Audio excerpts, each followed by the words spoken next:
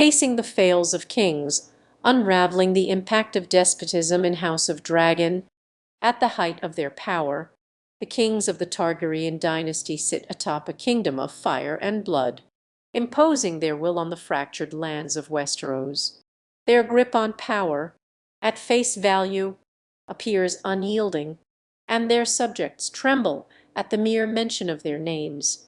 The likes of Aerys II Targaryen, also known as the Mad King, and Jaehaerys I Targaryen, with his tragic descent into madness, illustrate the dangers of unchecked power and the fragility of the Targaryen mental state. Even a seemingly composed ruler like Jaehaerys II, also known as Jaehaerys the Wise, struggles with the weight of duty and responsibility, often relying on the counsel of his trusted advisors to guide him. However, beneath the surface of their seemingly impregnable thrones lies a tangled web of despotic tendencies that threaten to topple the very foundations of their kingdoms.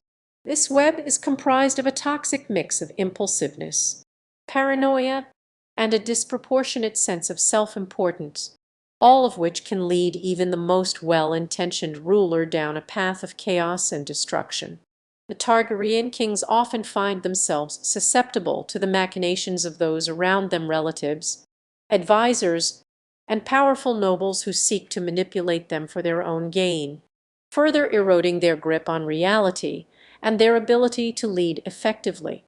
For instance, we see this dynamic at play with Aerys II, who becomes increasingly isolated and unreliable, making rash decisions that put the entire realm at risk.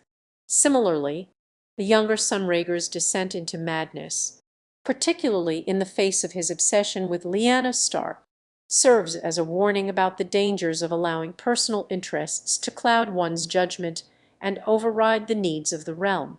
These examples highlight the devastating impact of despotic tendencies on the Targaryen dynasty and underscore the importance of considering the long-term consequences of one's actions when wielding power. Daeron II, often regarded as the good king due to his pleasant demeanor and reputation for justice, is actually a masterful exemplar of the perils of despotic rule. Beneath his diplomatic smile, Daeron II ruthlessly suppresses the faith militant, an action that starkly contrasts with his supposed benevolence and understanding. By consistently quashing dissent, he demonstrates a stark disconnect between his true nature and the public image he curates.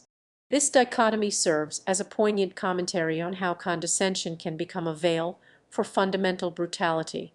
When a ruler treats their subjects with condescending benevolence, rather than manifesting genuine courage in the face of challenges, fear slowly becomes the dominant force in their relationships. Power, rather than empathy, becomes the guiding principle, making legitimate criticism or questioning of the monarch increasingly difficult. To illustrate this dynamic further, consider the impact of Daeron I's actions on the people of the Seven Kingdoms. As he quells the faith militants' growing dissent, the faith's power is simply redirected elsewhere, potentially festering as a future source of unrest. Meanwhile, the subjects who once trusted their king now live in a climate of apprehension. It is a trap from which few ever escape, as they become accustomed to acquiescing in the face of arbitrary rule. Genuine love for one's people demands far greater sacrifice. However, a king must embody qualities such as courage, humility, and transparency to truly earn their subjects' loyalty and trust.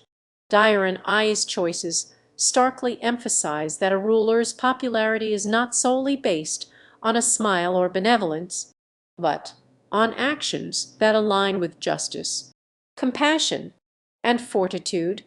In contrast, Viserys, Daeron I's contemporary, exemplifies a fundamentally different, yet equally devastating, leadership failing.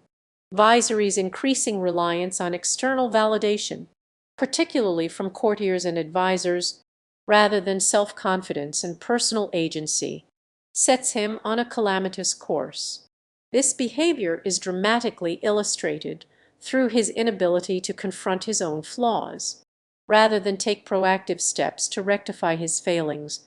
He waits for others to reinforce his self-perceived worth, mirroring in his actions a trajectory that consistently places the burden of fixing him outside of his own control.